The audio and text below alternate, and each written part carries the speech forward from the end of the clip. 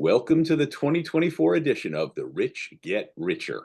And we just saw that. She's Emily Ehman, I'm Lee Feinswag, and we are coming to you post-NCAA selection show bracket announcement where, of all the things that jumped out at me, Emily, just 4 teams who are not in the Power Four got at-large bids. Just 4 conferences other than the Power Four, the ACC, the Big 12, the Big 10, and the SEC got more than 1 team in, and only 2 at that. Well, that just Truly shows, becoming so top heavy. yeah, it really shows how heavily that RPI and KPI are weighed. And for these non-power mid-major conferences and teams, it's going to become really difficult, even more difficult as the years go on, especially with revenue sharing coming in next season. We'll see if that continues to be the case, and it seems like it will, based on what's weighed and what's not. But I mean, of the teams that made it, obviously all of them are incredibly deserving.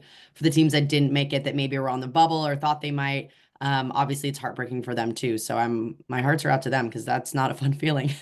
No, but I mean, those teams that didn't make it are not going to win the national championship. No, But if they were more deserving than another team, you want those kids and their programs to have that opportunity because it's yeah, cool to say you played in the NCAA tournament. definitely. I have not felt any different as we keep doing this that there's not a 1A and a 1A plus, which is Pittsburgh and Nebraska. I mean, in our poll last week, they each got 6 first place votes, tied for first. It was close in the AVCA where Pittsburgh stayed number 1. This week was pretty interesting.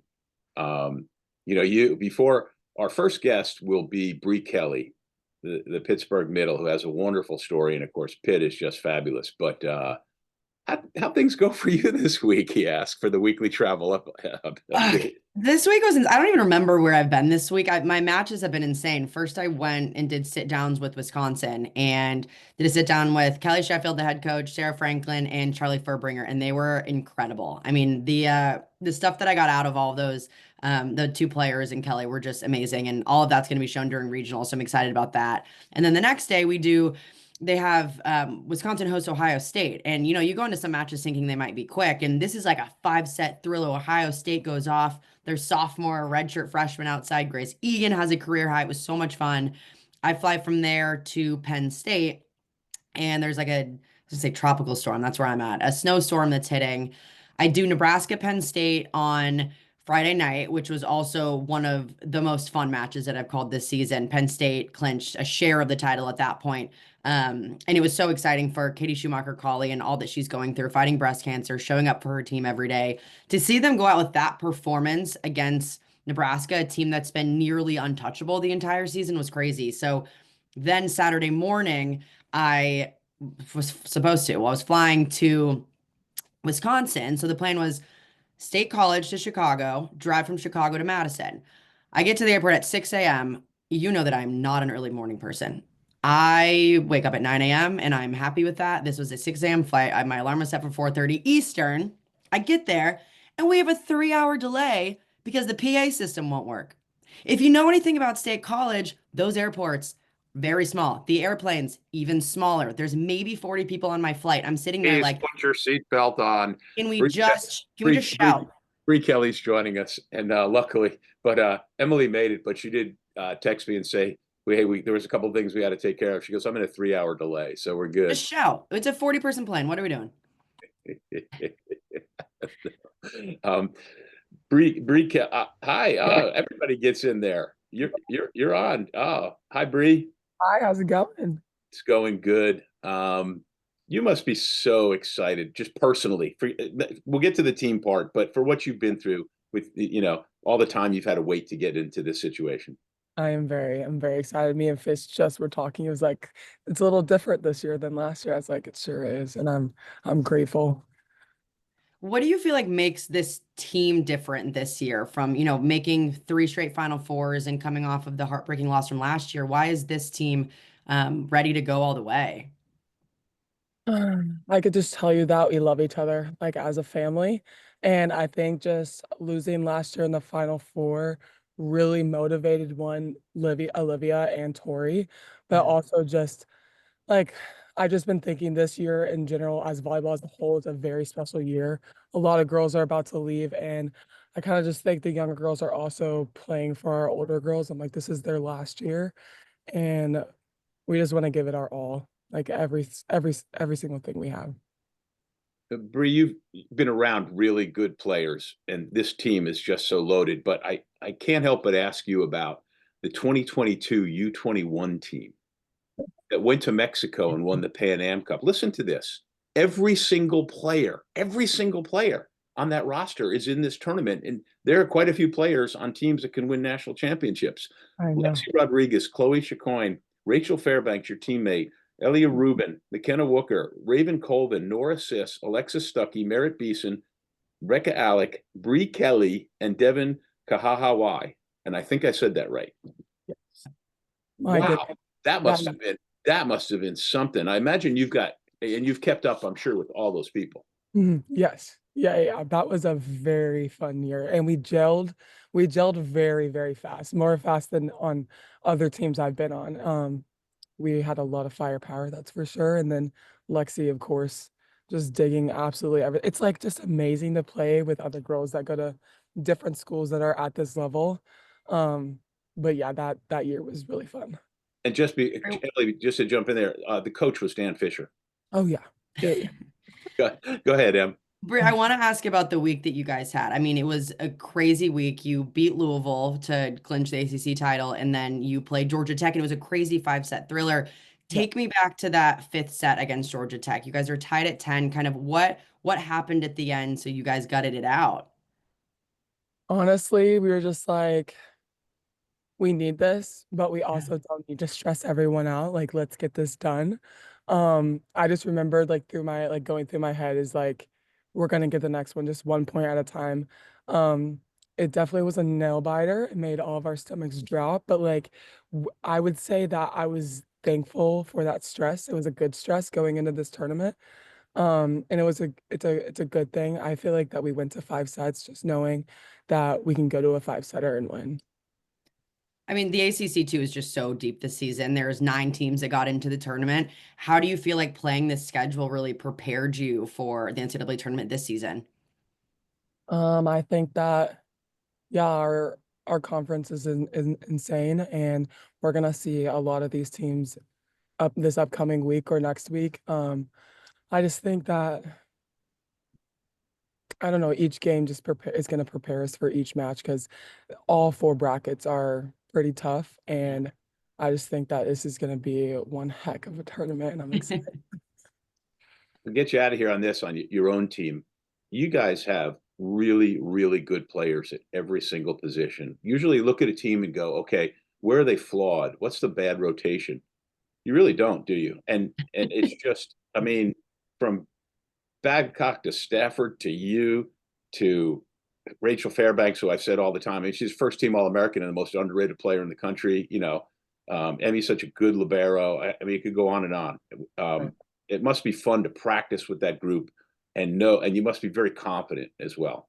Yes, very. Like just each day we're pushing each other to be 1% better. It's like, yeah, you're individually trying to get better, but like we all just like are giving it our all 24/7 in the gym. So I think that's how we go out into games knowing we have each other's backs and we're going to play amazing volleyball.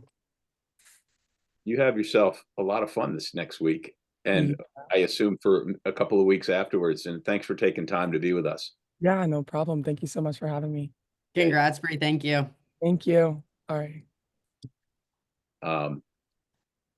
I asked Dan Fisher, I said, you know, every coach, every team always knows inside, you know, they go, oh, we got this 1 weak spot. And you know, looking at your team, it doesn't seem like you have a weak rotation. And he said, funny enough, he goes, there is one that's a little not as good as the others, but we don't know why. Like as coaches, they were looking at it. He said they couldn't put their finger on it, but they're just so deep and so good. I think that the toughest part about Pitt is, yes, they don't have many holes. They're not a flawed team. There isn't one position where you feel like, oh, that's a little bit weak. They're leading the nation in hit percentage. They're leading the nation in opponent hit percentage. So that tells you what you need to know about their offense as well as their defense. And I think just going to 3 straight Final Fours and not being successful, not going to that championship match, of course, for those older players, it fuels them. They know what it's like to be in a Final Four. They're not showing up, wide-eyed and then scared and dealing Right. with all the craziness that goes on, because it's not just a Final Four. There's a ton of media stuff. It's really exciting. You're going to all these events. They know what it's like to be there. It's a business trip for them. So they aren't scared of that. And they have that added chip on their shoulder. So, for all their players that are stepping on the court, they've been there before. And I think that sets them apart this season. I was trying to go back and look a little bit at how wacky Saturday was. Oh my Usually gosh. you and I do our Zooms on Mondays, and of course we're doing this Sunday night because of the selection show. It was nutty. It was crazy. I mean, you had Georgia Tech and Pitt going 5 sets. There was Stanford and Louisville, who, I mean, at the time, it felt like everyone thought whoever was going to win that match would get a top 4 seed. Of course, Louisville ended up getting it over Stanford, even though Stanford beat them, which obviously we can ask the committee chair about, because I think we all have questions about why that was the case. But that match was crazy too. I mean, every single set was incredibly close. NC State punched their ticket with a win over SMU. I mean, it was just an epic final. Coming up on this Sunday night episode, we've got a couple of coaches joining us. Well, actually, three of them. Katie Schumacher-Cawley from Penn State, Keegan Cook from Minnesota, and later John Cook from Nebraska. And we've got another player coming, Elia Rubin from Stanford. And the last like 3 hours feel like such a blur because I was trying to do advance work for the story, and then the announcements coming on, and you're typing and going back and forth, and then we were juggling. We had a couple of the schedule to make this work. It's not like network TV, right? It's crazy. I mean, Yeah. So go ahead. I would say it's fun getting the bracket and trying to digest it as well, because we're doing it as fast as everyone else is. And I think the one thing that people like to look at is kind of projecting out, and of course, assuming that all teams don't have upsets, which never really happens. I mean, these regionals are going to be really fun. Theoretically, say there aren't any upsets in the Pitt regional, you could have Pitt, Oregon, SMU, and Kentucky with the potential Pitt SMU Elite Eight matchup. You have in the next one Nebraska, Baylor, Wisconsin, Arizona State. So you could see Nebraska and Wisconsin face off in the Elite Eight. And then Penn State's, you have Penn State, Utah, Creighton, and Texas, which would be, I think Penn State and Creighton was a really fun matchup. And that last one in Louisville, you have Louisville, Purdue, Stanford, and Kansas with another potential Louisville-Stanford matchup as they split the series this year. So that could be 3 rematches of interconference teams that I think would be really fun. And, people are like, oh, why does the committee do this? That's not how seeding works. They're not looking for these fun matchups. They're just straight going out to 16, and that's a plug and play. So yeah, these matchups happen to work out, but I think there also weren't many question marks for that 1 through 8 spot. Aside from 4 and 5, the Stanford Louisville flip, it seemed pretty consistent with, I think, what everyone thought would happen with 1 through 8. However, it is a shame that Stanford has to go back to Louisville if they both get that far Yeah. and play Yeah. there. And it would have been nice to have seen perhaps them meet even farther on.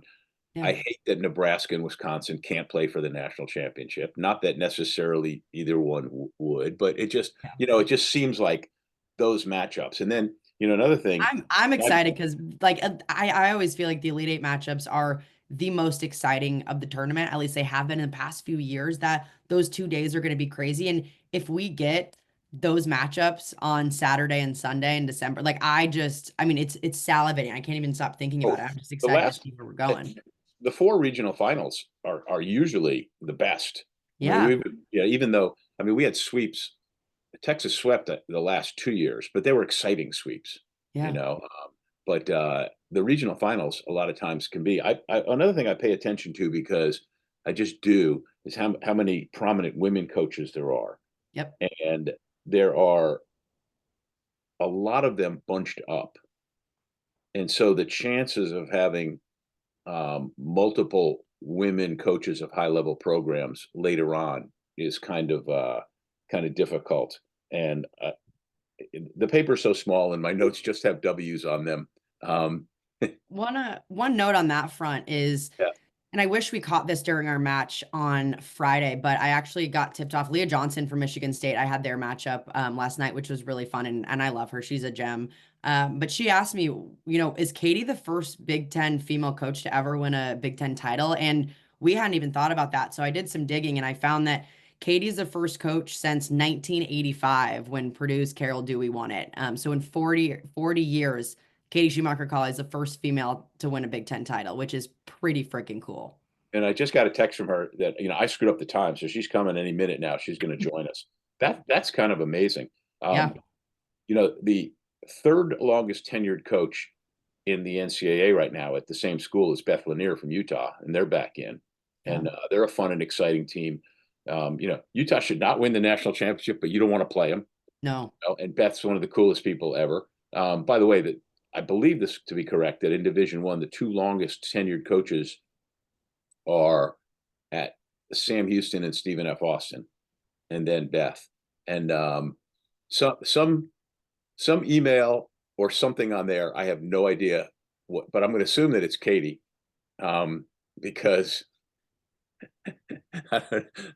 when she comes on, I have to ask her what the tag will be, because it'll show there she is. Hi. There she is. Thank Can you you for hear me? yeah, thanks for adjusting to my adjustment, which is I've every year for all these years I've always done this in the central time zone, and now I live in the eastern time zone, and I've been time zone dyslexic. Come on. Get on the same page, buddy. Yeah. What'd you think? You're watching the show, you saw your seating. It was great. I actually just walked in. We watched it on campus as a group. I think it's awesome. I mean, the fact that we can stay at home and be here is it's really special for this group and to be in your own environment. So I think we need to take advantage of that. And but yeah, the committee had their hands full, that's for sure. But it's going to be an amazing tournament. For those who maybe Kelley haven't just had an seen, unbelievable stat. Tell her that stat you just, it's unbelievable. so we and I wish we caught this on Friday, but I had Michigan State, Wisconsin last night, and Leah Johnson asked me, is Katie the first ever female to win a Big Ten title? And I said, well, I mean, going back as far as I could think, I couldn't think of any. So we did some digging, and you're the first female coach to win a Big Ten title since 1985. Oh, Which I wow. thought was the coolest thing ever. Just so Yeah. like, especially in this conference, how dominant it's been. I'm really excited for you. I mean, what kind of goes through your head when you hear that? I would never even thought of that. I mean, it's great. It's such an amazing conference. It's hard to win, and it's I'm so lucky to have the team I have and the staff, and I'm really happy for these seniors and the work that they've done and what they've done to help this program, and it's exciting. In sports, somebody's got to step up. Nothing goes completely to script. And you beat Nebraska, and Carolyn Juravicius has the match of her young life. Where did that come from? I mean, she was just unconscious. I think it's she's ultra competitive, and I think to have the opportunity to play at home, and I think the atmosphere was unbelievable. I mean, it was loud, and but CJ puts the time in, and she's been working really hard, and I'm really happy for her, and thought she did a great job. Think she was unstoppable on Friday night, but I think our passing was great. I thought Jill and Ava played great defense. Juice did some good stuff, and I thought Izzy set a great match. I feel like we talk about the seniors so much, and obviously it's an incredible group. You have a player like, Jess Mersey, Cameron Hanna, so many on this team that have been integral. But Izzy Stark has really been an X factor this season, coming in and just doing a phenomenal job. How important has she been to the success that Penn State's had this season? I mean, yeah, she's been a major part of it. I think the growth of her game, I think that, Izzy's gotten better every match she's played in. And, I think it's been a long season for her, but she's learned so much, and she's excited for this next part of her season. And, I'm really happy for her, because she does put in the time, and whether it's with film or extra reps or working with the middles, she does what it takes to get to that next level. And I'm so happy for her. if I can throw in the Marty Feldman line from Young Frankenstein when he goes, "You take the blonde, and I'll take the one with the tightness." It's well documented that you're fighting breast cancer, and I can't imagine the stamina that you've had to will through this, because it's hard doing treatments, and coaching's hard enough when you're healthy and feeling good. How are you doing it, and how are you holding up? No, I feel great. I have another chemo treatment on Tuesday, and there's always kind of a couple days after that I don't feel so great, but I'll tell you what, I'm so lucky to have the staff that I have, and just this team. I mean, they don't take breaks, and the staff works them hard, and everyone's goals are on the same page, and I'm just lucky to have the support I have, with my family as well. And no, I feel good now. And if you can't get excited about this, then it's then you're crazy. But no, I think this is the stuff that keeps me going and keeps me energized and excited for the next couple weeks. My wife Brenda, who was a coach, and said, if that's your coach and you wouldn't run through a freaking brick wall for her with what she's doing, I don't know 7 what you brick got. walls. And maybe that was, No. and we're all rooting for you more than anything. But Thanks, I appreciate it. I'll be good. It's just gonna take a little time, but no, I'm super blessed and lucky to have the people around me that I do. And, with my family, my husband, my mom's out here, and my 3 girls, and just the support of this community has been unbelievable. Not just the state college community, but the volleyball community, the amount of letters and things that I've received. I'm so grateful, and it's going to take me a long time to get my thank yous out to all of these people, but, I'm really lucky. well, hey, thank you for joining us. Like we say in volleyball, we got Keegan Cook waiting in the wings. Well, Thanks, Katie. tell him I said hello. I will. Katie, thanks. Thank you. All You're right. I'll see you guys soon. Take care. Yeah. I might All have right, cut her bye-bye. off too soon. Got to keep moving now. Now it's assembly line post-selection show zooming. There you go. Well, we had him. There he is. There he is. Keegan, how you doing? Hey guys, doing awesome. Good.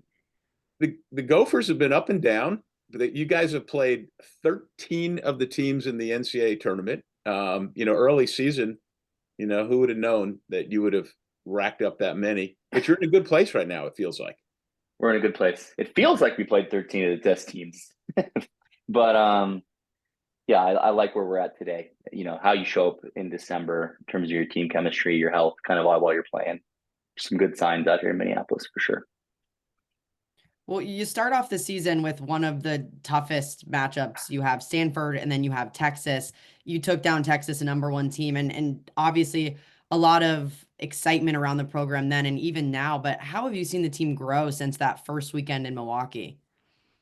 Yeah, there's some different phases, right? You think you saw us early on lose 3 matches against tournament teams by combined 6 points, right? And kind of set the tone for, hey, we're in that space between good and great.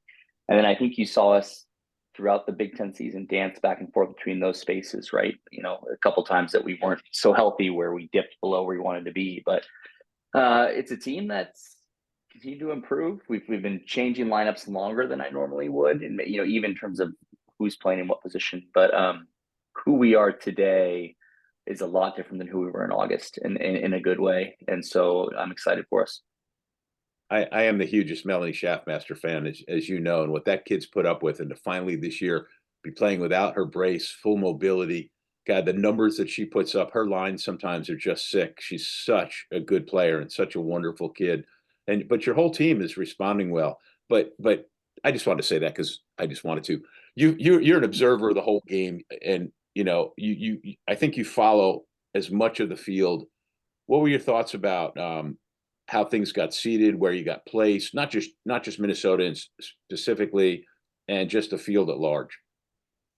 I obviously joined the AVCA, years back in hopes of affecting change, and got to meet members of the committee back then and work with them on different projects, and certainly really appreciate how much progress we've made. This is probably the first time that I haven't walked away from a bracket thinking, I need to write some emails about the geography rules because they're just killing our game. So I just thought the bracket in general looked great in that sense, where you didn't feel like decisions were being made just because of convenience of travel, and that's something that we've been asking for a long time.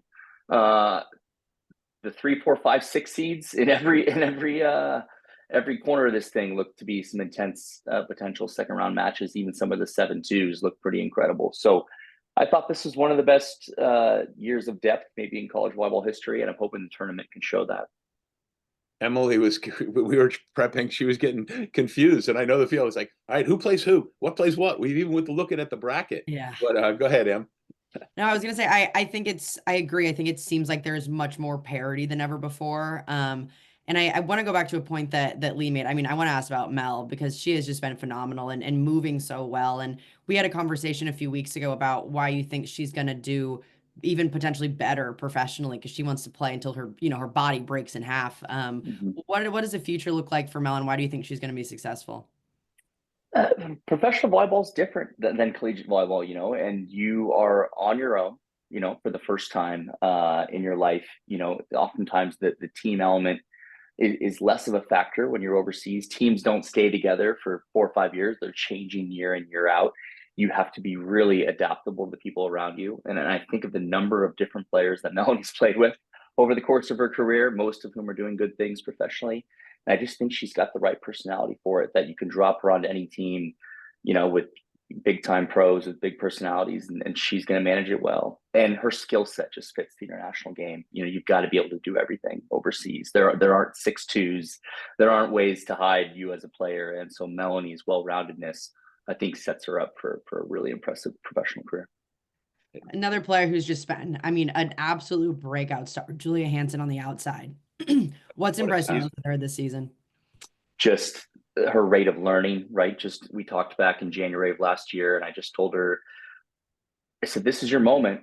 Most players miss their moment, and I don't want you to miss your moment. And to her credit, she didn't waste any time, and she got after it. But just her ability to improve as a serve receive passer, as a defender, as a server, as a blocker, the things she's been doing the last 6 weeks are not things she was doing in August, September, October. And she's just soaking it all up, and she wants more feedback, and she's as coachable as she's ever been. And there's a high degree of trust and willingness to try. Most players aren't willing to take risk this late in the season to learn a new shot or learn a new skill.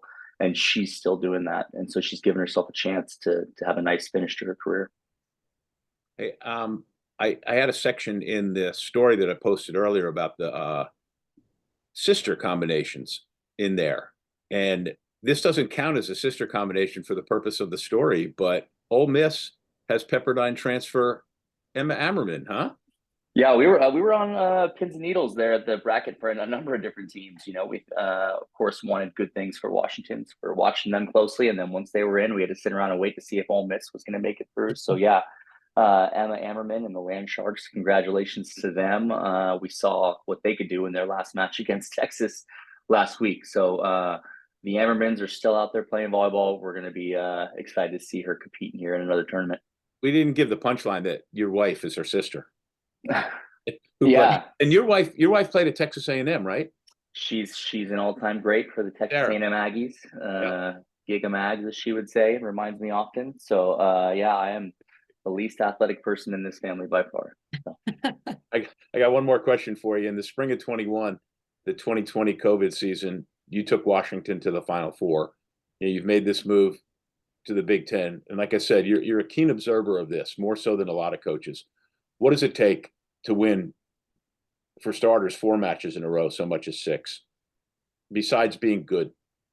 Yeah, you have to make sure, this is something that I think about a lot, that you don't let your story be written too soon. There's going to be some matches that go 5. There's going to be some things that maybe you beat someone you're not supposed to. Maybe you come back from 0-2. And you got to make sure that that's not your moment, because the moment you want is at the end. But if you're not careful, your players, your fans, the media can kind of let you have that moment too soon, and then you let your guard down for the next match. And so one thing I think about just from our time in Omaha, 5-set matches against Dayton, and then against Louisville, and then against Pitt, was just making sure that our team knew that that wasn't our moment, that we still have a chance to do something else. So the tournament can be a formative place. We've seen stars be born over the course of these 3 weekends, and the course of players' careers can change. And so everyone should look forward to seeing who emerges throughout this thing. No, you're right. Last question, and Emily said this to Katie Cawley from Penn State just a little bit ago, and it almost sounds cliche when you go, there's parity and it's getting better. But this year, it feels like it's not a cliche in that there really is more parity. I said, Pittsburgh and Nebraska feel like they're a cut above, but then the next 12, 14 teams, you could just put them all together. And the level of play pushing up from the bottom is good. And as a former president of the ABCA, all of this has to make you very happy. Yeah, you have to have a vision for something before it happens. And we've been trying to speak this into existence, right? I think we saw it in women's basketball, right? Where there was a time where Tennessee and UConn and Stanford were maybe the only story in town. And over time, they changed the narrative with their parity and depth. And you're seeing the same pattern here in volleyball. And you're seeing the response from the universities, from the fan bases. I mean, just the attendance numbers that were posted during that selection show were jaw-dropping, right? And every time we think we've reached some sort of plateau, we bust right through it. So this is the results of a lot of people working hard, mostly the athletes. And just going to be a good show for all you guys who are out there watching. Yeah. We got to get you on next year when revenue sharing starts happening, just to break some stuff down for us, because that's going to throw a wrench into some of this for sure. Yeah.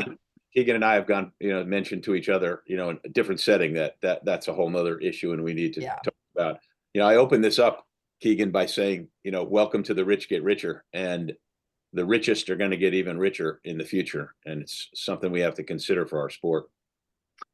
Yeah, the best thing about this sport is that it's played by over 350 programs around the country, and the tournament is a special space. And I certainly don't want this thing getting smaller. I only want it staying big and getting bigger. That's how I feel.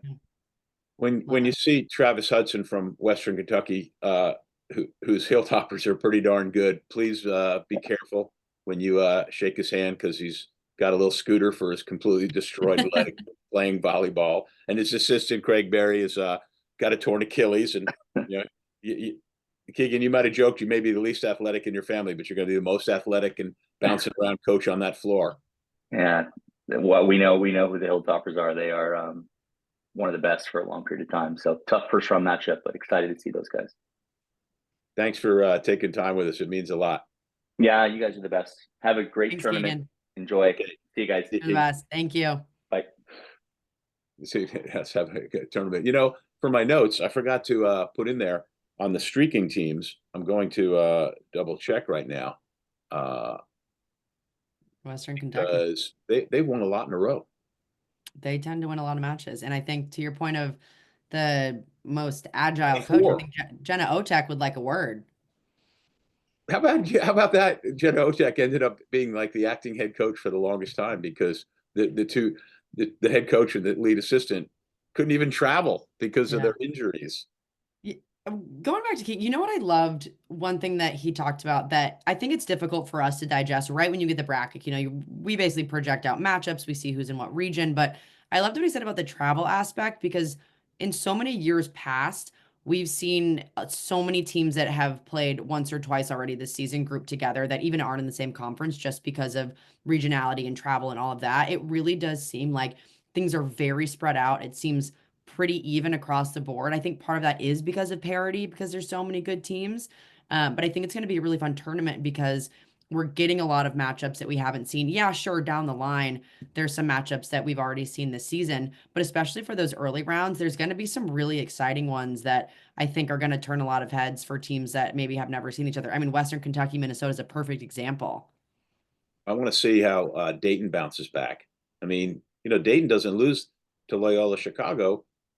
Very possibly gets a top 16 seed. I think that knocked them out. They were a 14 RPI, I think, before that, and they're good. And again, we've said this, every Monday. Well, you don't want to play so and so in December. Dayton could be one of those teams. Minnesota. When I've seen them, and of course, you and I both saw them in person. You've seen them a few times, and I watch them, and the really, really good Minnesota is as good as anybody. I mean, when Minnesota, Shaftmaster's running the show and she's in the groove, and with Hanson, like to your point, how fabulously good she is. I yeah. mean, there's 10, 12 teams out there that I don't know that they can. I don't know if anybody can win the national championship other than Pitt, Nebraska. Somebody's gonna have to prove us wrong. I But agree. man, there's a lot of really good teams playing at a super high level with a lot of future pros and national team candidates. Yeah, I think, when we head into the Final Four and championship, a lot of times it's all chalk, and we see that often. I'm not saying this year is going to be different because, to be honest, I don't think it's going to be very different of the teams making a Final Four. I think it'll be 1 or 2 seeds. I can't imagine a 3 seed might get in there, but I will say I think the regionals are going to be more fun because of that. Because early on, there are some teams that you just don't want to play. Whether it's a Dayton, whether it is a team like Minnesota. There's so many teams that I think have the ability to go off. You don't want to see Florida. They're not a seeded team. Georgia Tech right now is playing lights out. There's a lot of teams that I think could easily sneak into a regional semi or a regional final that maybe we haven't seen in the past from a lot of these teams that are either unseeded or really seeded low. One of the problems with my new fancy lights to make me look so suave and debonair on the Zoom calls is that I don't have enough light to read the brackets because it's small. And yeah, were there any first round matchups, usually like it's an 8-9, a 7-10, something like that jumped out at you? That is a good question. I think I haven't looked at it enough. Honestly, there's always those like 8 seed and unseeded teams. I think a lot of those are exciting. Like UNI, Illinois, I think is going to be a sneaky one. UNI is an 8 seed. That could be honestly a really fun matchup. I think going down the line a little bit more. Mentioned in Illinois, I'm glad Raina Terry got a chance to play again. Yeah. She's really had a spectacular Big Ten career. I mean, Brianna Terry is one of the greatest, not just in Illinois history, but really Big Ten history. I mean, what she does on the court, she's, I think, the most powerful attacker in the country. She's not as consistent as some of the other outsides, but she brings more heat than anyone. She is so much fun to watch. And honestly, Illinois' entire team is. And I think from last season, where I know their head coach, Chris Thomas, felt like they were robbed a little bit just because they weren't high enough in the RPI. Really excited for him and for that team to get back there because they've been steady, just getting better the entire season, and they haven't lost any matches they really shouldn't have lost, and didn't necessarily win a whole lot of them, but they've had some really impressive ones that I think are really exciting for that program. One of my favorite players of all time is joining us, who every time I know in person, whenever I gush over her, she just kind of, oh gosh, whatever. But how are you? I'm good. How are you? I'm good. Elia Rubin, who on the broadcast they called you Elia, so there you go. And Yeah. I practiced. It's hard. It's hard to get. All right, I think you should have been a 4 seed. What do you think? I think we kind of knew, even with the win last night, it was going to be up in the air. And I think, as mentioned in the selection show, that their resume was just like a little bit better than ours. So we didn't have our hopes up, but obviously we're still hoping for it after that win last night. But nonetheless, we're going to see them, hopefully. We're not trying to look too far ahead, but they are on our side of the bracket. So we knew that matchup was going to probably happen again later on down the line. So it's all right. We were a little bit bummed, but I don't think we all were necessarily expecting it. Let me ask you about that Louisville. So Emily, and I don't know, have you guys met Emily? There you I go. had a few of their matches this year. Yeah. High fives all around.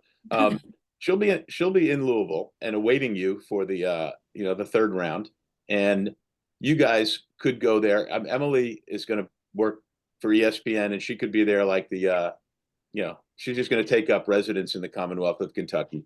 You guys, hey, you got to love Reg is worried, did you join? Yep. So that's Regina, the SID at Stanford. We're good. Yes. I had a good train of thought till she texted me, and that's the problem. You're going to go to Louisville.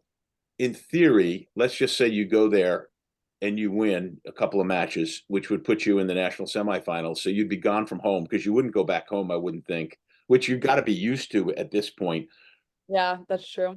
But that time of year, because you guys are on the quarter system and start so late, it's always exams as well. The Stanford kids are always like studying every spare second of when they're not practicing and playing volleyball at the Final Fours. Yeah, that was something we talked about just now. We want to try to take care of business. Just like anticipating that if it does happen. Finals week would be next week for us. So we would be on the road if everything goes well this weekend. So yeah, we're definitely anticipating that and talking about it just to kind of not look too far ahead, but have it in the back of our minds if that does happen. Just being prepared for that because we all start finals on next Monday and that would either be a travel day or Tuesday would. So we're just trying to figure that out. But again, we can't look too far ahead because nothing's guaranteed. But yeah. I mean, your team's used to traveling though. This season has been insane for you guys, obviously being on the West Coast, playing a lot of East Coast matches. How would you describe the travel this year? Was it what you anticipated? How did you guys handle it? Yeah, it was pretty brutal. I won't lie. The first Yeah. trip, the Notre Dame Louisville trip, we thought that that was going to be the worst one, and so we were like, all right, the next one can't be as bad as this one. And then the next one rolled around, and we're like, wow, this one might have been a little bit worse. And then the Miami, Florida one came around, and it was even it just honestly kept getting worse. Which it was all right because we kept thinking it was going to get better. So, at least going into every trip, we're like, all right, maybe this one will be better. But I think we learned a lot about ourselves and we definitely had to go through a lot of adversity and it made us stronger in the end, but it wasn't necessarily what we had expected. We knew it was going to be bad, but it was pretty bad. We had talked to Brie Kelley earlier just about the strength of the ACC in general, especially with you guys coming in, with SMU coming in. How do you feel like this conference really prepared you for tournament play? It was so much fun. I mean, we loved it. It was pretty like I think someone said a couple weeks ago, like almost every week was a top 25 matchup, which was so Yes. fun. Because just really no weekends off. And even the teams that aren't top 25 were still really good teams giving us a run for our money every weekend. So yeah, it was so fun. And I mean, obviously the Pac-12 was super strong last year as well, but this is a whole new level for us. And I think it's prepared us well for postseason. So we were lucky to have that and it was exciting. It was fun. So every weekend was great. We loved it. We had Brie Kelley on earlier, and I brought up the 2022 U21 team that won Pan Am Cup in Mexico. Yeah. Every single player on that team, including you, is in this tournament. Wow. That must yeah. I mean, from Lexi Rodriguez to Rachel Fairbanks to Merritt Beeson and I mean on and on. That must have been amazing to be on that team, and I figure it had to help you get to where you are. Yeah, that was so much fun. Brie was actually my roommate in Mexico too, which was really Oh fun. wow.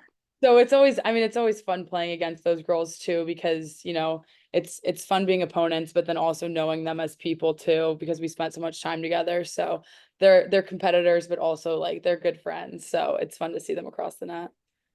All right, last question, because we got Nebraska coach John Cook in the waiting room. I don't want to but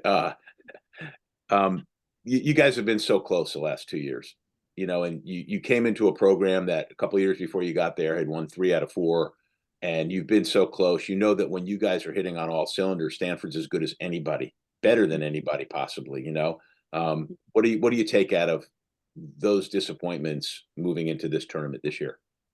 Yeah, I mean, a good chunk of us have felt the past 2 Elite Eight losses pretty hard. Not to dwell on the past, but it's definitely something that we keep in the back of our minds for sure. I mean, after my freshman year, it was hard, and then it happened again last year, and we still feel that every day. And we tried to not bring it upon our new players, but just remind them that it's really hard to make a Final Four, and you need to be on, and everyone needs to be firing, like you said.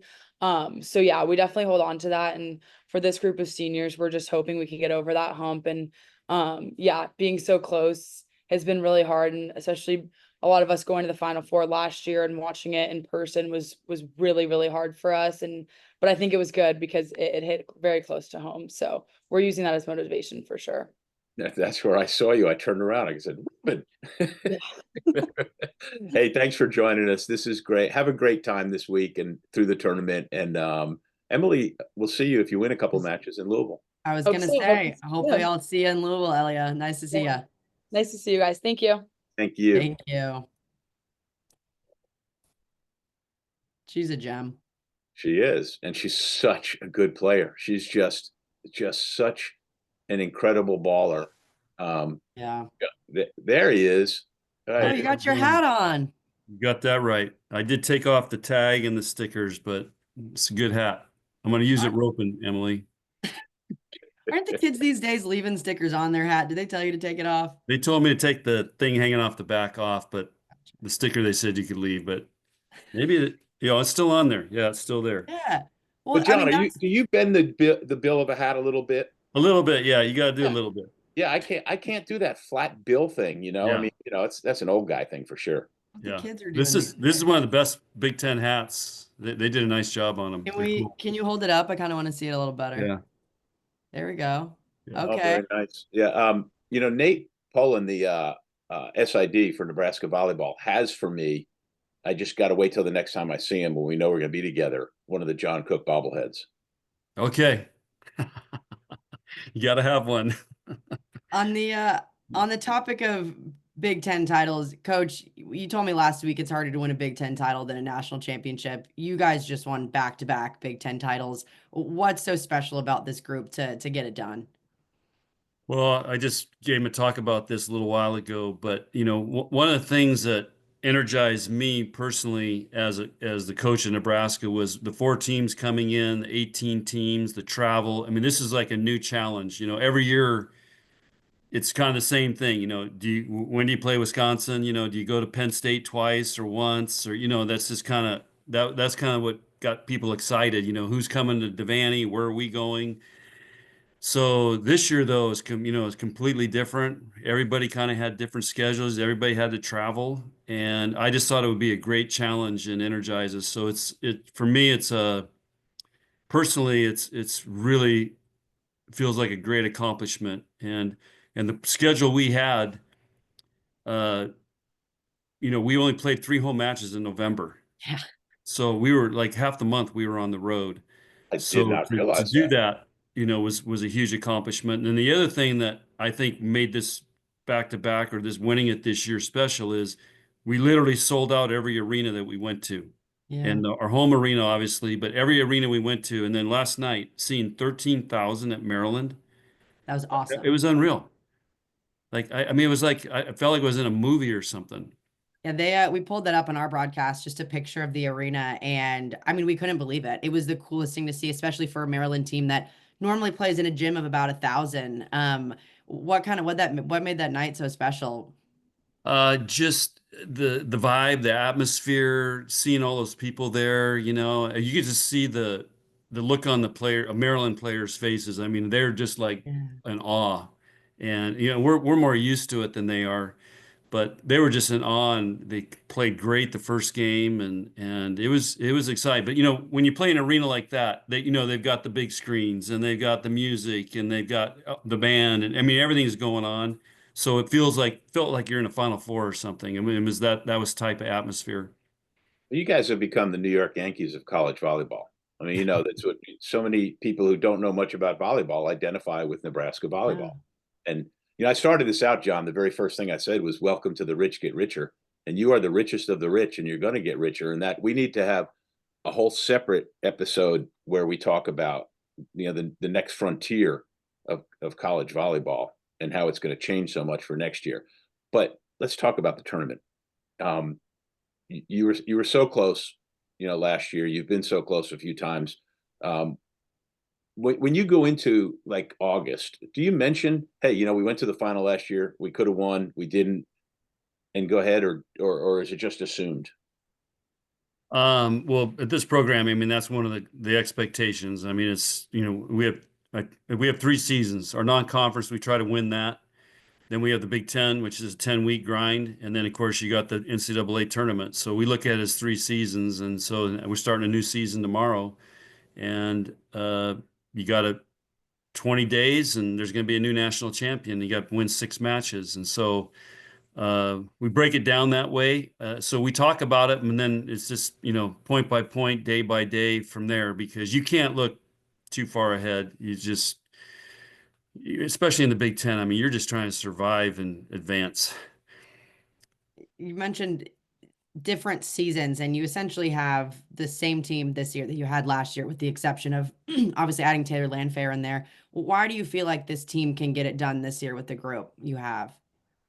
Two things. One, if you look at our stats last year compared to this year, we've improved in a lot of areas, and so statistically we're a better team. But I think the big thing is, Emily, is with everything that happened in the off season and the summer and going into the fall, the anxiety, the worry about how are people going to react, and are we going to get criticized? Am I getting, I mean, we saw the hate mail, we saw the love letters supporting us. I mean, I got this week, I got a letter from a Penn State fan, a letter from a Maryland fan, just complimenting us because they watched the ESPN E60, documentary on our program.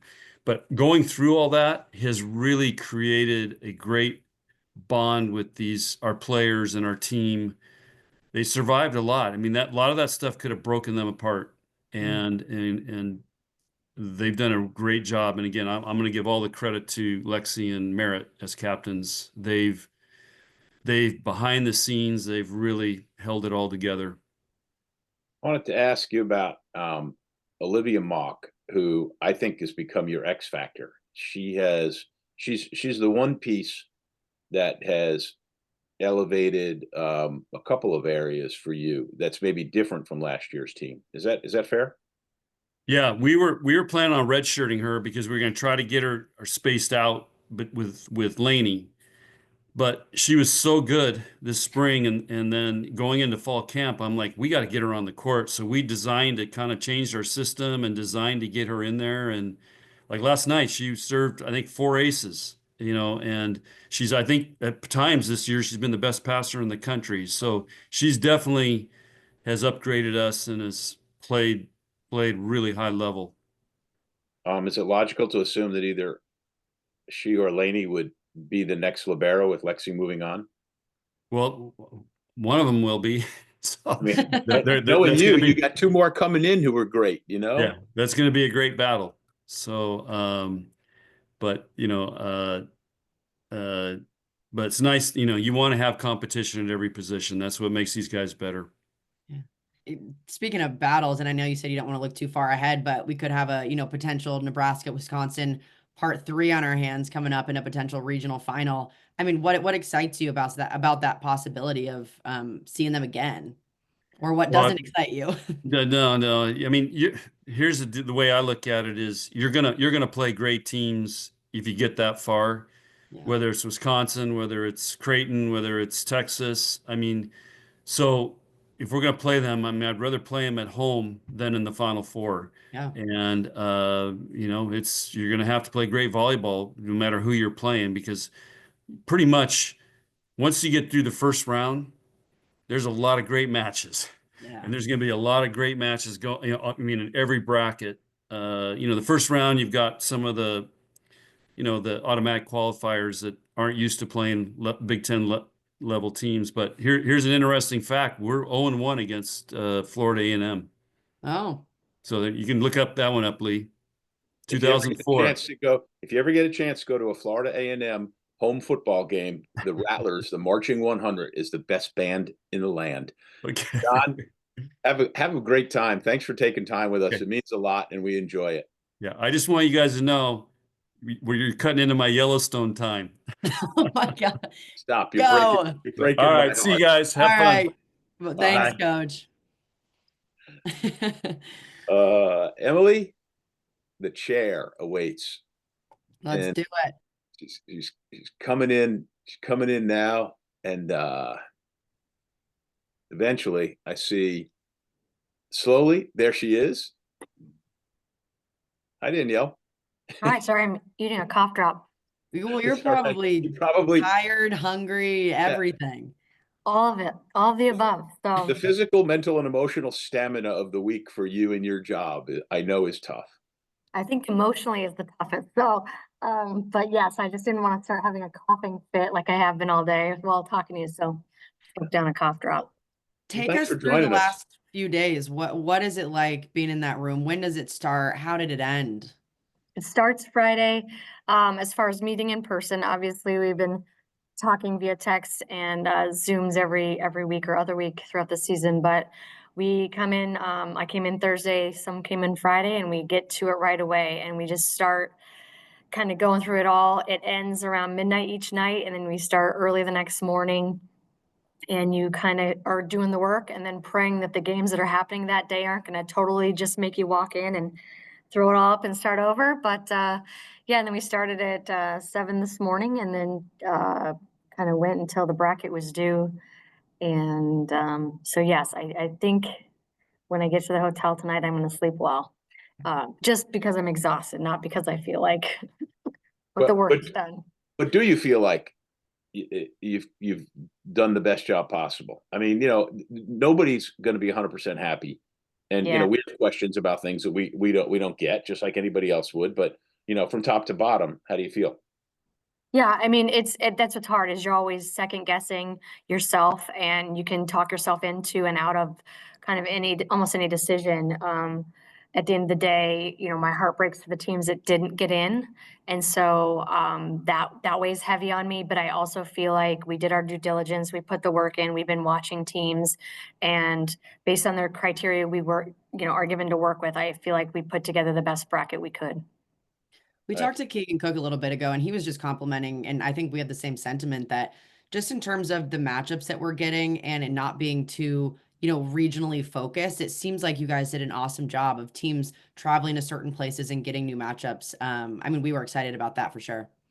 Yeah, we've been given a little more flexibility with the seeding 32 teams, and so it's been great. It helps the integrity of the bracket. I think this is the most flights we've ever had in the first weekend of the NCAA tournament, first and second rounds. I think it was 31 flights, which is by far the most. So we hope that it gives everybody a great experience, and maybe taking some schools to some places they haven't been before for NCAA tournament. Yeah. We She had a rough, What she we're had a hearing- really rough pregnancy the first time, and then I got her with a functional medicine doctor. I have Cook. I still have Cook on there. Let me Get Cook out. oh, there he is. I get it. He's far more important than me, so I get it. I had Let's stopped him join and in. gotten him out, so I didn't even know he was still in the video. Well, he's got a good team. Very good. 4 versus 5. In my Yeah. mind, I see Louisville lose its last 2 matches. Everybody always talks about the last 10. I see Mhm. Stanford, a team on the rise. Louisville's fabulous. Yeah. Statistically in the computer, RPI, KPI, I give a slight nod to Stanford. And, just what was it? How did it come down to for that? And by the way, I think Creighton should have been the 3 seed, but Emily's been on me of that all season long. So whatever. They were the clear 6. I would have loved to see Creighton at the 3 seed myself, but Because you went there. I did go to Creighton, yeah. So big fan of their program and their coach, but no, I mean, we probably talked at length the most about that 4v5 seed, because we understand the importance, the opportunity to potentially host 2 weekends in a row is significant, and there's an advantage. So we don't take that lightly. Louisville had the higher RPI as of today. They have more top 10 wins than Stanford, and they have the #1 strength of schedule in conference and out of conference. Although Stanford did beat them most recently, we got to watch that as a committee in the war room. We watched this weekend, but we've been watching all season, and we are looking at the full body of work. And Louisville doesn't have a loss outside of the top 5, which is incredible. So Stanford is a great team, well deserving as well. I mean, I wish we could have a 4.1 because they've done an incredible job this season as well, having to travel all over the country. But we did give the edge to Louisville based on, the top 10 wins, #1 strength of schedule, and no losses outside of the top 5. It's so safe for either of those. You could have made a decision either way. I know you mentioned that, it was difficult for that one specifically. I'm wondering just a few other, I'm sure that were difficult decision spots. I think the last 3 in the top 16. So Utah, Baylor, Oregon. I'm wondering how you went about picking those in the order, because to me, Oregon felt just lower than what we'd seen them on other places. Yeah, what we looked at with that grouping is their top 10 wins, top 25 wins, top top 50 wins, and that's how they sort of edged out some of the teams that didn't get to seed. None of them have any bad losses. And it wasn't that Oregon dropped. You know, we did a top 16 reveal in October. We don't look at it that Oregon dropped. It's just those other teams had opportunities for big wins since that time, and so they maybe jumped them. But Oregon gets a chance to host, and you know, we're looking forward to watching them in the tournament. For some of those bubble teams, I'm wondering, you know, obviously we talk last four in, first four out. I think there were some question marks around Arizona just with the resume that they put up and, you know, some of those really big wins that they've had, including BYU, Kansas, against other bubble teams that maybe didn't have those big wins. Why did they get left out? Yeah, that was tough. I mean, we had a lot of conversation about that too, because like I said, the last thing you want to do is create heartbreak for student athletes that have been working so hard all season and prior to that. With Arizona and some others that were the first few teams out, it came down to, you know, it's not just RPI, but it's KPI. Arizona had a higher KPI than some of the other teams. Their non-conference strength of schedule was significantly higher than some other teams. They do have those two really good wins, but we looked at the last couple of teams in versus them, and our just committee felt that based on the metrics, they were going to unfortunately fall in that group of four to be the first four out. We'll get you out of here on this. And it's really a question that deserves an entire episode of its own. But with the Power Four now instead of the Power Five and the demise of the Pac-12, there were only 4 conferences outside the Power Four that got a second team in, and only 2. There were 4 at-larges that didn't go to the Power Four. You were, you know, you went to Creighton, you're at Marquette, 2 schools that are not in the Power Four. So you have to understand what's happening, and the rich are going to get richer, and this divide. And with the Power Four this year, it made it impossible, not impossible, but very difficult for teams not in those 4 leagues to build up the resumes for the things that we're talking about. And I'm really concerned about it. On one hand, volleyball's doing so great, but is the NCAA looking at having to bust into 2 divisions, for example, in college volleyball for starters? Well, that's certainly not a question that I can answer, but what I can say is, yeah, I fully understand the difficulties, and what we look at as a group is the non-conference strength of schedule. Are you challenging yourself, whether you're a Power Four or not? Are you challenging yourself in the schedule that you can control? Kirsten's a great example. Creighton had an incredible non-conference schedule because that's what she can control, and we understand that she can't control her conference schedule, and she scheduled those tough matches. Ryan at Marquette does the same thing. He does a great job of looking for those teams that are going to be 0 to 25 in RPI, and we will go there if we have to play them, because we don't get the same RPI boost in our conference. Because those guys, you know, it's good and it's bad because you get to play those teams in the Power Four conference and you kind of keep feeding your RPI, but also you have to win some of those or you fall below 500 and you're not eligible for the tournament. So it looks like there's, you know, 3 conferences with 9 teams in, which, you know, I didn't know until Cassie gave me the breakdown after we had done the bracket. But if you could take into consideration the Pac-12, if they were still around, you know, 6 of those teams would have come from the Pac-12 and it would have looked a little bit more balanced than it does right now. You know, 2 of our last teams in were South Dakota State and UTEP, and they were over, you know, we talked about some of those programs that they came in over that might be considered Power Four and strong volleyball reputation schools. So it's not something we factor in and look to do or not to do, but it's just sort of how the chips lie. But we do have some schools in there that come from smaller conferences. I think we saw on the selection show 2 teams got in for the first time, which again, we didn't know when we were making the bracket. I'm glad we didn't know so that it didn't influence our decision. But as the sport continues to grow and we want to keep helping to create that parity, not create it, it's already there to help feeding that parity in the sport. One more question on that note, just in terms of RPI and KPI. I know KPI is kind of a new metric for people. And I don't need you to explain it, but when you guys are looking at resumes, and obviously it goes deeper than RPI in terms of points, and if you're playing at home or away, Do you guys weigh RPI versus KPI heavier than one or the other? We don't. We look at both of them. What's interesting is and you look at most of the schools have a similar RPI and KPI. They're not usually too far deviated from each other. I think when I have questions is when there's a big deviation between one and the other, Yeah. because then it's why and is the data being manipulated, or what does this mean? And so we might dig deeper into a team sheet if there's a big separation between the two, which we have seen with a few schools, but one is not more important than the other. RPI we're just more familiar with. And so when we talk about, Louisville having no losses outside the top 5, we're talking RPI when we say that. But KPI is a new metric. It's an important metric, and we utilize it in the same manner. Danielle, thank you for a number of things. One, for doing your job, because not many people would want it. And I know you've been on the committee, you built into this. And no, really, I mean, it's satisfying it, but on the other hand, it's thankless and it's hard. And the volleyball world has to appreciate it. And we are never going to do this on selection show Sunday night and have everybody go, everything was perfect. We loved every selection and it all went. And thank you for coming on with us, because it means a lot. No, thanks for the coverage. We're really excited about the growth of the sport and the coverage, and thanks for what you guys are doing. And hopefully we'll provide a good tournament for you. Well, thank you. Thank you so much. We'll both see you in Louisville. All right, I look forward to it. Get some sleep. I'm going to. Thanks, guys. Thank you. Bye.